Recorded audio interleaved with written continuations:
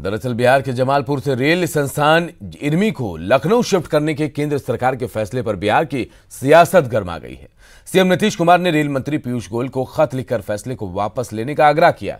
वहीं विपक्ष अब इस मुद्दे को लेकर सीएम नीतीश कुमार पर निशाना साध रहा है।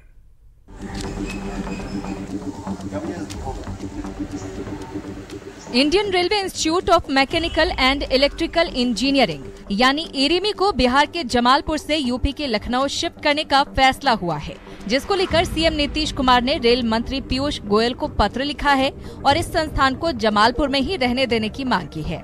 बिहार सरकार के जल संसाधन मंत्री संजय झा ने भी बुधवार को एक के बाद एक कई ट्वीट कर रेल मंत्री पीयूष गोयल से इस मामले में हस्तक्षेप करने की मांग की। संजय झा ने लिखा, जमालपुर स्थित इंडियन रेलवे के इस सबसे पुराने केंद्रीय संस्थान ने न सिर्फ बिहार के लोगों का बल्कि भारतीय रेल के हजारों लोगों व अधिकारियों का भावनात्मक जुड़ाव रहा है।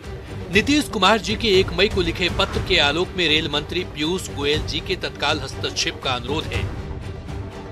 राज्य सरकार केंद्र के फैसले पर पुनर्विचार करने की मांग की। दूसरी तरफ विपक्ष इस मुद्दे पर सियासी बढ़त बनाने में जुट गया है। इसके पीछे संभवतः मैं कुछ नहीं देख पा रहा हूँ सिवाय इसके कि बिहार के अपमान का सिलसिला रुक नहीं पा रहा है। इस तरह की राजनीति से नीतीश जी आपको आने वाला जो बिहार का संतति है वो भी माफ नहीं करेगा अगर आप इन लोगों से अपना एनडीए से बाहर नहीं निकलते हैं। मैं चुनौती देता हूं, यदि जमालपुर की फैक्ट्री को छूने की भी कोशिश किया तो एक भी केंद्र सरकार के ऑफिस और एक भी केंद्र सरकार के रेलवे को बिहार से क्रॉस करने नहीं देंगे।